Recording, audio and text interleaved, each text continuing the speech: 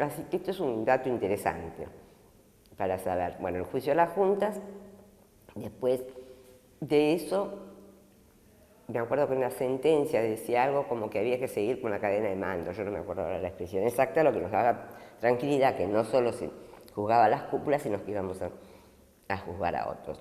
Y empezamos a buscar pruebas, pero esto ya sí, había mucha presión militar, y cuando se estaba trabajando en eso, sale la ley de punto final. La ley de punto final sale en el mes de diciembre, no me acuerdo de qué año, y decía que si en un plazo X días, esa gente no era indagada, no era procesada, no se le podía aplicar ya más la ley.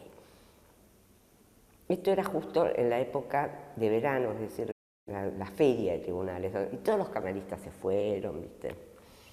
Y yo dije, esto va a tener un efecto para ojalá venir a declarar gente que nunca vino. Entonces, logramos en ese mes, sobre todo Marina, que era lo que yo más me ocupaba, ¿no?, de lograr que hubiera pruebas para una cantidad de oficiales de la Marina, cuando creo que se había arreglado políticamente que iba a ser un almirante y alguno más, ¿viste?, pero no mucho más. Entonces, cuando vino a la Cámara se encontró con tantas pruebas que no tuvo otra posibilidad que hacer el procesamiento. Entonces, cuando ellos hacen el procesamiento y estábamos por abrir el juicio oral, el día anterior se presentan los abogados de los militares y presentan un recurso extraordinario, un recurso ante la Corte diciendo que se había violado no sé qué historia. Esto también es prueba de la burocracia, mira qué interesante. Para que un día haga historia y vaya a ver los papeles, ¿viste? Hay que mirar los papeles. Entonces, cuando él se presenta, la Cámara le dice que no se violó ninguna norma constitucional. Entonces se van en queja, es una acción de queja. La Corte, cuando ellos se quejan, pide el expediente. De hecho, nos dejaron sin juicio porque no estaba el expediente. Pero había un detalle.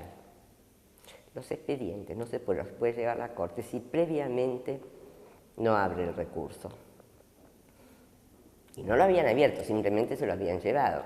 Entonces yo presento un escrito ante la Cámara diciendo, señores, díganle a la Corte que devuelva el expediente, sigamos con el juicio no está suspendido porque ellos no abrieron el recurso.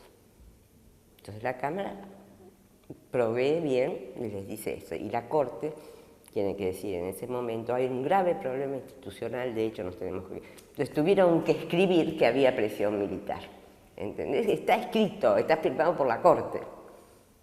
No es un pequeño dato, ¿te das cuenta? Y a partir de eso viene la ley de obediencia debida.